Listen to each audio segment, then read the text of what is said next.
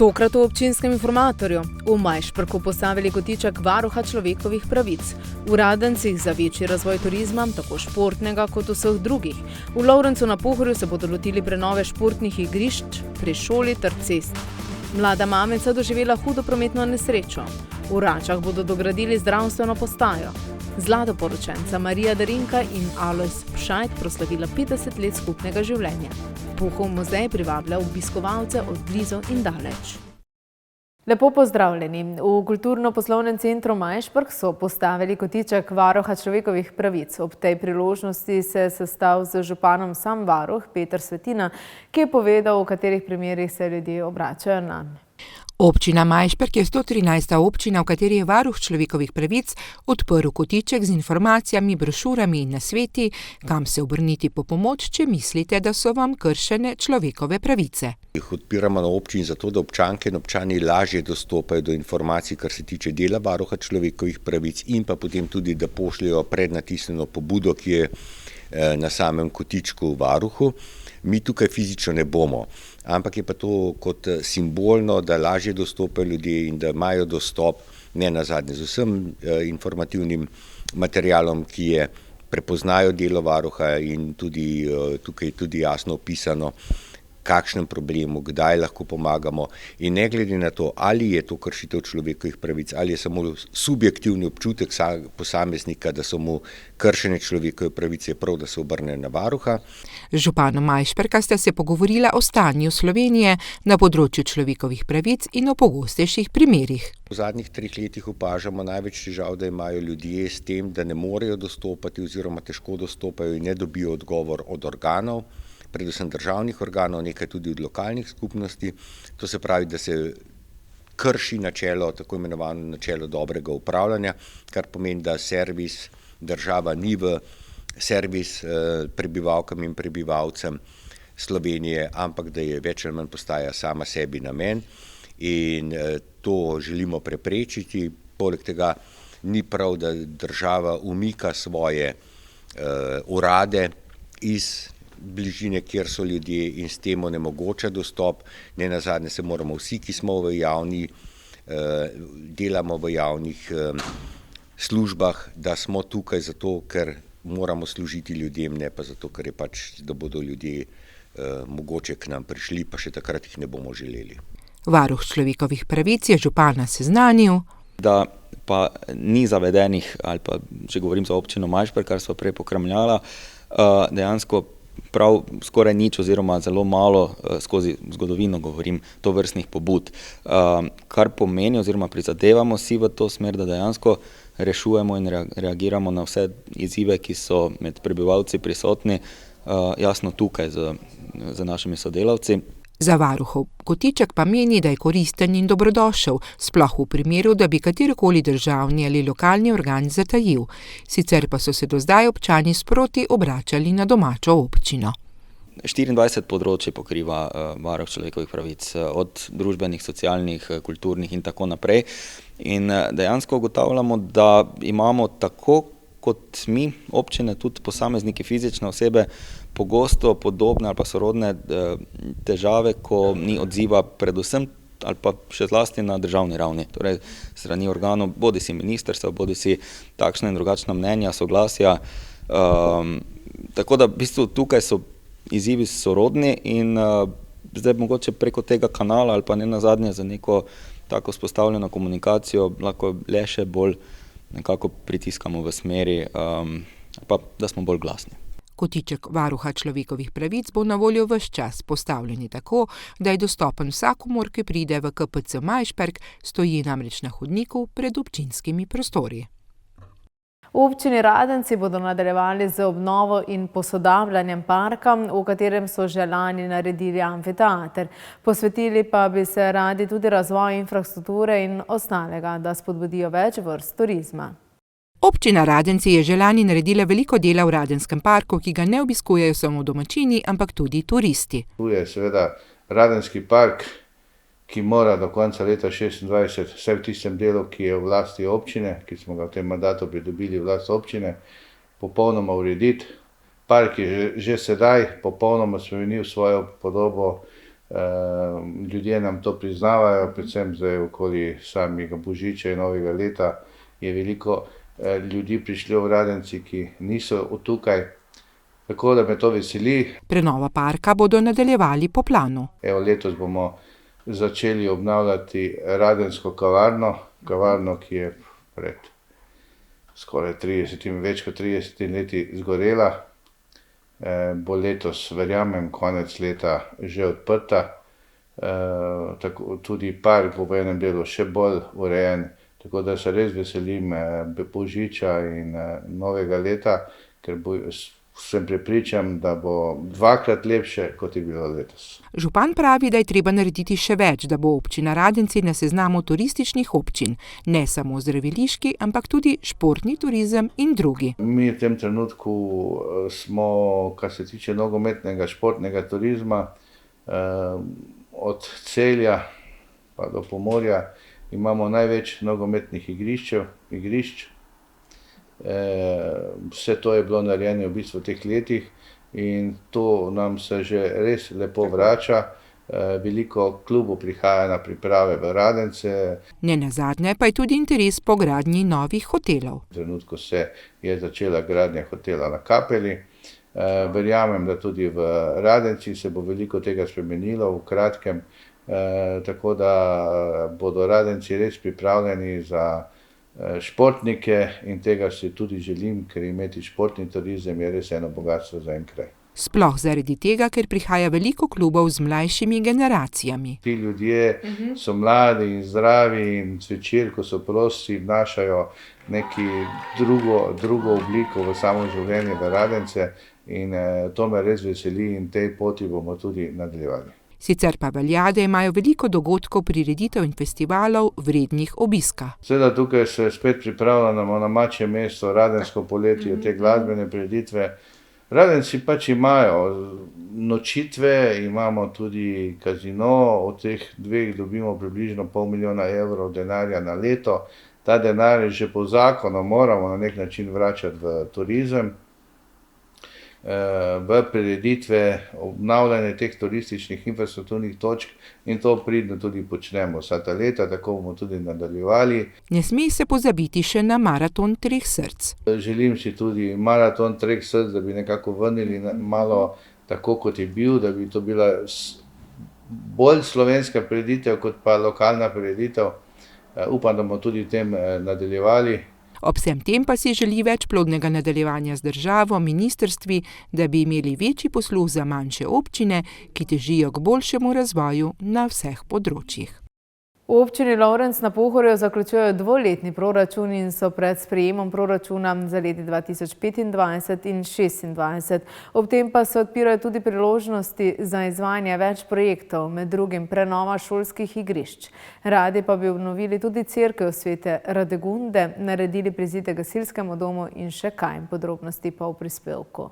Župan občine Lovrenc na Pohorju pravi, da je v tem in naslednjem letu veliko izzivov pri projektih. Dejansko se sedaj odpirajo tudi razpisi z vseh področji delovanja občine in za vse imamo pripravljene projekte.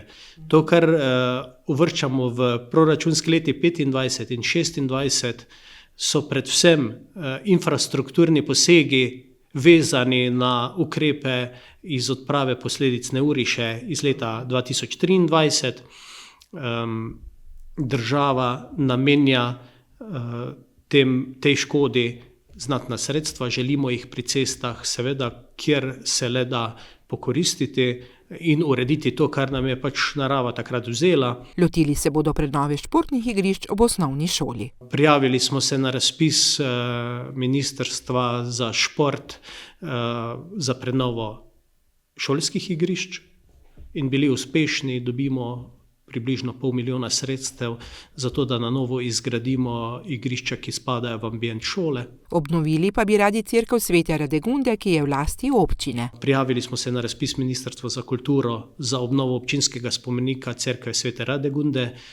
Pričakujemo še rezultat razpisa v obliki odločbe, glede na dopolnjevanje vloge pa pričakujemo, da bomo uspešni in tudi tu bo dober 1 milijon vredna investicija, 100% sofinancirana strani države, razen seveda DDV-ja, ki ga moramo poravnati sami. Občasno so že imeli v cerkvi razne dogodke, po obnovi pa bi jih imeli še več. Te prostore potem lahko tudi umeščali bolj protokolarne dogodke, slovesnosti, ki jih imamo vsako leto veliko in bo. Koncerti so bili, tako tudi poročali so se tam, tako da bo to primeren prostor za marsikaj. Seveda okvirno mora pa objekt še vedno služiti namenu, zaradi česa je bil torej izgrajen ne ravno mašam, ampak vseeno slovesnostima. Gradnjo prizidka k gasilskemu domu pričakujejo konec tega leta ali pa v začetku naslednjega leta. To je tudi kar velik zalogaj, ki bo na koncu vreden blizu 1 milijona z vso opremo, ki je potem seveda še predmet razpisov v prihodnosti. Med večjimi načrtovanimi infrastrukturnimi projekti pa je obnova dotrajane Oglarske ceste in dela Žagarske ceste. Istočasno s prenovo te ulice pa bomo dogradili tudi pokopališče z prostorom za raztros, žarnim zidom in žarnimi grobovi, tako da bomo uredili pokopališče, parkirišče okoli tega pokopališča, ki je sedaj dokaj tesno, že poka po šivih, in potem še cesto Oglarsko. Projektov je zagotovo še več, teh se tudi lotevajo, ob tem pa še čakajo na potrditev proračuna za 2 leti. Nina Zorko, mama nekajmesečne deklice, se je znašla v težki življenjski preizkušnji. Po hudi prometni nesreči je utrpela številne poškodbe, bila je tudi v komi. Nina je bila skupaj s partnerjem in prijateljem udeležena v hudi prometni nesreči v Hočah. Na kraj sta prišla zdravnica in policist v civilu. Zdravnica je skozi stala ob meni, me mirila, tudi preprečila, da bi me kdorkoli premikal, ker če bi me premikali, bi lahko bilo še hujše, lahko bi ostala hrom, ne bi mogla hoditi. Utrpela je številne poškodbe, predvsem v predelu trebuha. Poškodovanje je imela tudi hrbet. Vmes se je stanje poslabšalo, bila je v komi. Doma jo je čakala njena mala deklica. Verjetno je na začetku vsakemu težko, ampak moraš si najti neko motivacijo, ki te žene naprej, ki te dejansko potiska. Tako je bilo pri meni recimo hčerka, pa tudi partner me je spodbujal, mi sta ob strani, tudi družina. Vseeno pa moraš skozi delati na sebi.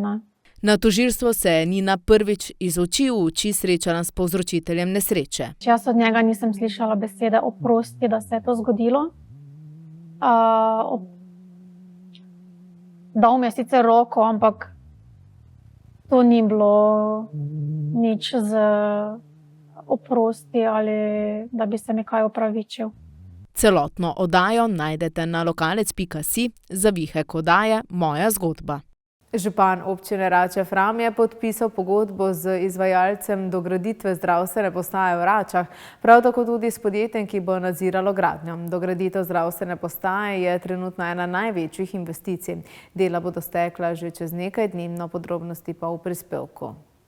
V Račah se bodo v roku 10 dni lotili dograditve zdravstvene postaje. Gre za približno enako bruto površino, kot je že obstoječa zdravstvena postaja. Pomemben doprinos so dejansko ambulante, govorimo o dodatni splošni ambulanti in pa ambulante za zobozdravstvo, pa predvsem pediatrija. Pediatrije doslej nismo imeli, tako da to je res velik doprinos z vidika zdravstvene storitve na območju občine Rače-Fram in pa zraven tega tudi dodatni 2 referenčni ambulanti in pa razširjen laboratorij. Skupno tako približno 600 kvadratnih metrov tlorisne površine pritlične zgradbe. Pogodbena vrednost nekaj čez, govorimo o gradbenem delu z izvajalcem najugodnejšim na razpisu, izdano je bilo dejansko javno naročilo, kot mora biti, približno 1 650 000 evrov bruto. Izvajalec, kot že rečeno, najugodnejši Krt gradbeništvo d.o.o. Naj povem, da To podjetje je za nas že izvajalo kar nekaj objektov, moram reči zelo korektni in pa kvalitetna izvedba, tako da se ne bojim, da bi šlo karkoli narobe, in pa danes tudi pogodba z strokovnim gradbenim nadzorom. Nadzor bo dejansko vršilo podjetje Energomax d.o.o. Delo v obstoječi zdravstveni postaji bo v času gradnje nemoteno. Dejansko smo gradbišče prilagodili tako, da bo v bistvu gradbišče segalo izven obstoječih površin in ne bo oviral delovanja obstoječe zdravstvene postaje tukaj v Račah. Izvajalec bo imel v naslednjih 3 dneh uvedbo v delo. Predvidevamo, da bomo začeli v 2. tednu. No, prvo imamo predstaviteljne kable še za elektro, to smo malo odvisni od njih, potem pa tako izgradnjo naprej. Glede samega terminskega plana mislim, da ni nevarnosti, da bi bil ogrožen. Bomo se pa maksimalno potrudili, da bomo zagotovili vse potrebno in upravičili svoje zaupanje.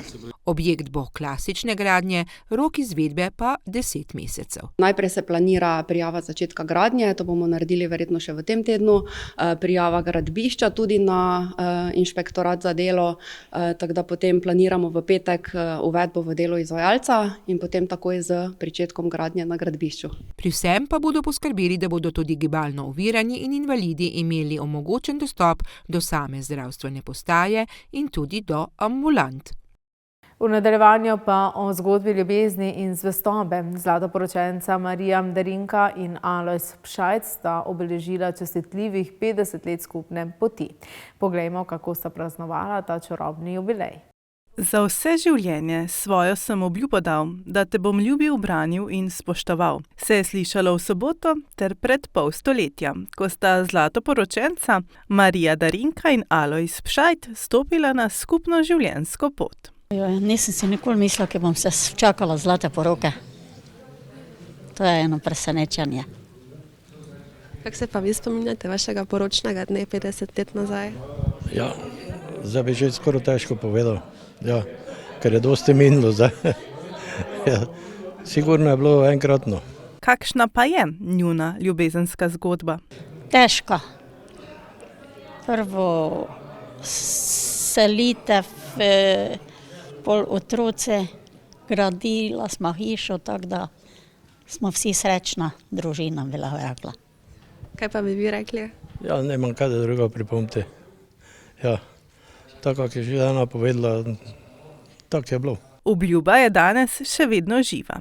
Saj sta skupaj s hčerkama Melito in Natašo v Volkmerjevem domu kulture proslavila izjemnih 50 let zakona. Ker je to enkrat v življenju, smo se sestro se odločile, da ta del poroke, prvo sta organizirala sama, ta del poroke pa prevzamemo mi dve. Tako da še ji čaka, zdaj je bilo presenečenje, pa še čaka ji tudi po poti oziroma tam, ko imamo slavje, nekaj presenečenj. Seveda je bilo pred dogodkom prisotne kar nekaj nervoze. Lepo, ampak živčno. Lepo. Nismo si mislili tega, da bomo se včakala, pa da tako bo. Ja, hvala. Ja, enkratno. Posebno pa, ker še imamo županjo, ki je to prvič imela gnes, še to imamo veki plus drugoč. Njuna ljubezen je skozi desetletja zrasla v trdno in ljubeče partnerstvo. In ko sta obeležila 50 skupnih let, sta ganila vse prisotne, še najbolj pa hčerki. Čudovito, lepo je bilo. To je enkrat, ne? V življenju so vedno vzponi in padci, ampak če se imaš rad, če stojiš en ob drugem, se da vse premagati. V ožjem krogu družine sta sprejela čestitke ob jubileju, ki jima jih je izrekla županja Vlasta Tetičkovič Toplak. Danes smo bili priča zlati poroki, naslednja je že v mesecu februarju. To je seveda posebno dogodek, jubilej ob tako visoki pol stoletja stari obletnici praznovanja poroke. Po besedah navzočih je njuna zgodba potrditev, da so zvestoba, spoštovanje in ljubezen ključne vrednote, ki ustvarjajo trden temelj za dolgotrajno skupno življenje. Puhov muzej v Juršincih privablja obiskovalce od blizu in daleč. Spominja na izjemno zapuščeno izumitelja Janeza Puha, rojenega leta 1862 v Sakošaku. Poleg raznovrstne zbirke, ki vključuje vrhunske primere koles, motociklov in avtomobilov, muzejska razstava poudarja Puhov vpliv na svetovno avtomobilsko industrijo. V Juršincih se nahaja Puhov muzej. V hiši se nahaja Puhova spominska soba. Izumitelj Janez Puh je bil namreč rojen v Sakošaku pri Juršincih leta 1862. Ja, Puhov muzej je postala najpomembnejša turistična destinacija tu v bližini in tudi daleč okrog, sega celo do tega, da veliko Avstrijcev prihaja pogledati Puhov muzej. Začela se je zadeva leta 2000 z izgradnjo nekako približno take hiše, kot je bila Puhova rojstna hiša, in je to pod neko kontrolo strokovnjakov bilo postavljeno v tem stilu. Na kraju, kjer je nekoč stala Puhova rojstna hiša na Sakošaku 79, stoji danes sodobna stanovanjska hiša, ki z vgrajeno spominsko ploščo opozarja mimoidoče, da so prišli do domačije, na kateri se je rodil svetovno znani izumitelj Janez Puh. In objekt kot tak je nastal z veliko truda članov društva. Se trudijo, se pravi zelo delavni, zelo marljivi in tudi zelo trmasti, če se nekaj odločijo, to tudi naredijo. So začeli zgraditi tem novim objektom, ki je pa danes, v katerem zdaj to delamo, in tu imamo v bistvu te muzejske eksponate, kolesa, motorje, avtomobile, in je to bilo narejeno z prostovoljnim delom.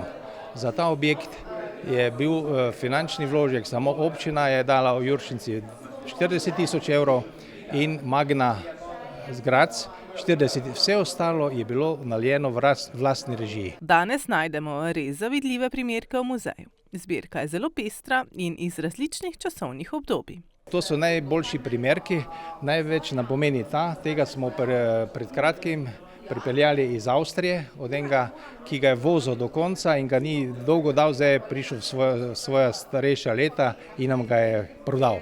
In je tak, kot je bil, pravzaprav nič ni dodelan, nič ni spremenjen, tak je, kot je bil narejen leta, ki ga vidimo tu 1926. Puh je končal 2 razreda osnovne šole, potem pa razvijal svoj talent. K sreči so mu pri tem pomagali. V tistih časih šole še bilo ni. Leta 1852 je dejansko so se učili v učilnici župnišča. Šola je bila v župnišču, on je tam se naučil pisati in brati, potem pa se je usmeril v svojo stroko. In tu je pokazal, da je talent in da je dejansko res nekaj posebnega in so ga tisti, ki so ga spoznali, malo tudi podprli in mu dali možnost, da je ta svoj talent razvil. Deloval je tudi preko meja.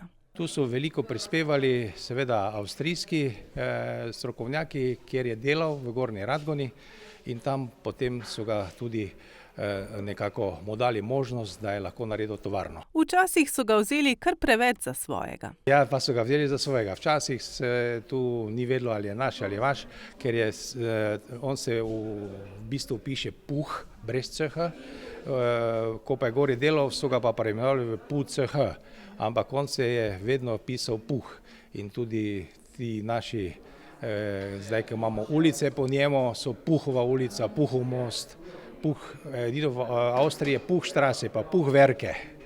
Pa naj bo, ja, vse smo veseli, ker Avstrijci so za njega ponosni in z velikim veseljem prihajajo, veliko jih pride obiskat muzej. Puhova tovarna je na vrhuncu proizvodnje leta 1912 izdelala 16 000 koles, 300 motociklov in 300 avtomobilov, kar je bilo za tiste čase razmeroma veliko.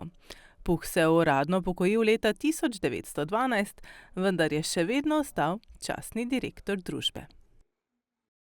To je za danes v oddaji Občinski informator vse, poglejmo pa še, kaj se te dni dogaja v naših krajih. Jutri, 25. januarja, se bo v Dupleku v tamkajšnji športni dvorani odvil že tradicionalni nogometni turnir Duplek Cup 2025. V nedeljo 26. januarja pa bodo obeležili oziroma izvedli koncert mešanega pevskega zbora Svetega Miklavža Majšperk z gosti, ki bo potekal v cerkvi Svetega Miklavža Majšperk in sicer s pričetkom ob 17. To je z moje strani vse. Želim vam lep in prijeten konec tega tedna in nasvidenje.